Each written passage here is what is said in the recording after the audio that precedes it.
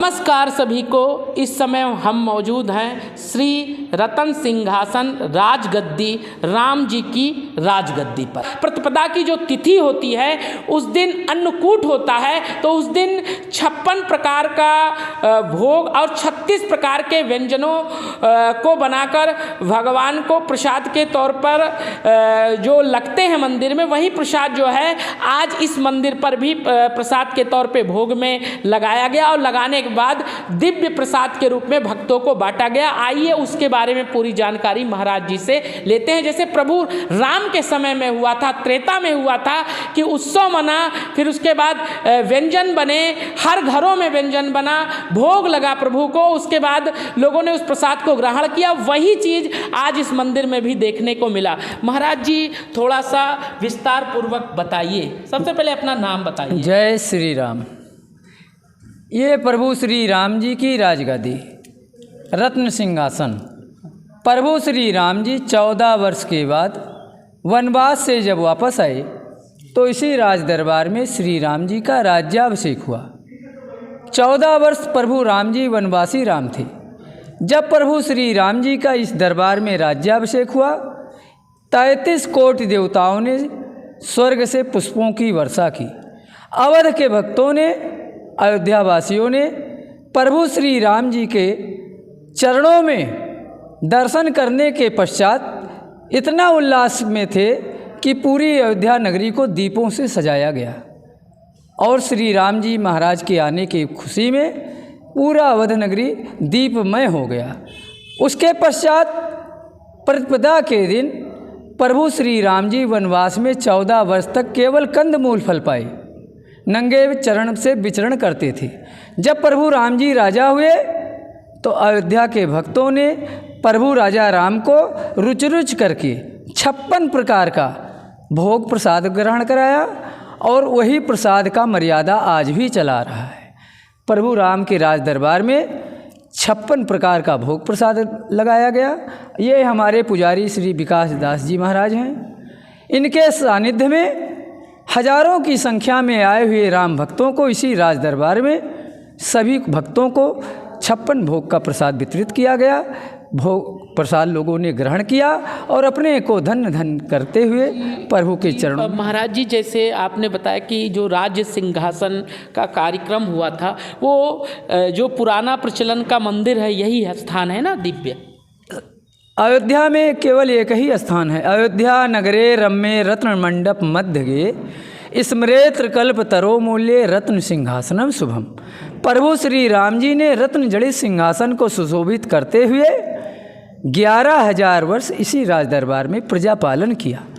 10 वर्ष सहस्त्राणी 10 वर्ष शतानिश्च रामो राज मुपासित्वा ब्रह्मलोकम प्रयासते। राज करने के बाद प्रभु श्री राम जी साशरीर बैकुंठ धाम को पधारे। जी, जैसे कहा जाता है प्रभु की प्राण प्रतिष्ठा भी हो जाएगी 22 तारीख को। उसके बाद इस मंदिर का महत्व भी और ज़्यादा बढ़ेगा। तो सनातन प्रेमियों से क्या कहना चाहेंगे कि वहाँ भी दर्शन करने के लिए आए, और यहाँ के लिए आप क्या संदेश देना चाहेंगे? 22 जनवरी को रामलला का जहाँ पे जन्म हुआ था, उसका उद्घाटन माननीय प्रधानमंत्री जी कर रहे हैं। और जिस स्थान के बारे में आप पूछ रहे हैं जी, ये बहुत प्रख्यात स्थान आज से नहीं, सनातन से चला आ रहा है। इसी राज दरबार के लिए प्रभु राम का जब राज्याभिषेक होने वाला था, माता कैकेयी के कहने से 14 वर्ष को वनवास को गए और वनवास में रहे। 14 वर्ष के बाद अवध आए तो इस राज दरबार में राज्याभिषेक हुआ। इसलिए तो राजा का एक कर्तव्य होता है न्याय करना, तो प्रभु श्री राम यहीं पर बैठकर राज दरबार लगाकर न्याय करते थे। जी, इसके बारे में कुछ बताएंगे? जी, ये जो स्थान है, इस स्थान का नाम है श्री रत्न सिंहासन राजगद्दी। तो भगवान 11,000 वर्ष बैठ के इसी जगह पे राज्य किए और अपने प्रजा का न्याय पालन किए।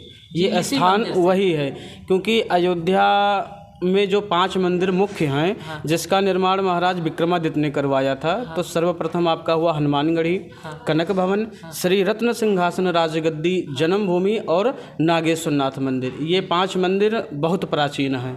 और इसके विषय में हनुमान चालीसा में भी कहा गया है कि राम दुआरे तुम रखवारे, होत न आज्ञा बिनु पैसारे। तो जो राम जी की राजगद्दी है वो उस समय में जहाँ पे हनुमान जी इस समय विराजमान हैं वहाँ पे राजगद्दी का जो है द्वार था और द्वार पे ही हनुमान जी विराजमान हैं। इस स्थान के बारे में कहा गया है कि वैदेही सहितं सुरद्रुम तले हैमे महामंडपे मध्ये पुष्पक आसने मणिमये वीरासने सुस्थितम् अग्रे वाचयति प्रभंजन सुते तत्त्वं मुनिभ्यः परम व्याख्यान्तं भरतादिभिः परिवृतं रामं भजे श्यामलम। भगवान जहाँ पे विराजमान हैं कल्प वृक्ष के ऊपर यह सिंहासन बना हुआ है और भगवान जिस आसन पे बैठे हुए हैं वह अष्टकमल दल है, उस पे श्री सीताराम जी विराजमान हैं और यही इस स्थान की प्रधानता है और महत्व है। जी, तो जैसे जो वो राम मंदिर तैयार हो रहा है तो वहाँ भगवान का जन्म उत्सव है और यहाँ पर जब आप जैसे कहा जाए राजा राम, तो जब भक्त यहाँ पर आकर राजा राम के दर्शन करेंगे तो और भी अच्छे से उनका कल्याण होगा, ये आपका कहना है? नहीं, बिल्कुल कहना है। और जिस तरह रामलला का दिव्य और भव्य मंदिर बन रहा है ठीक उसी प्रकार जो भगवान की गद्दी है उसका भी जीर्णोद्धार होना चाहिए, उसी हिसाब से कि लगे कि ये भगवान की राजगद्दी है। जी, तो हमारा बस यही निवेदन है। आपका शुभ नाम? पंडित विकास मिश्रा जी।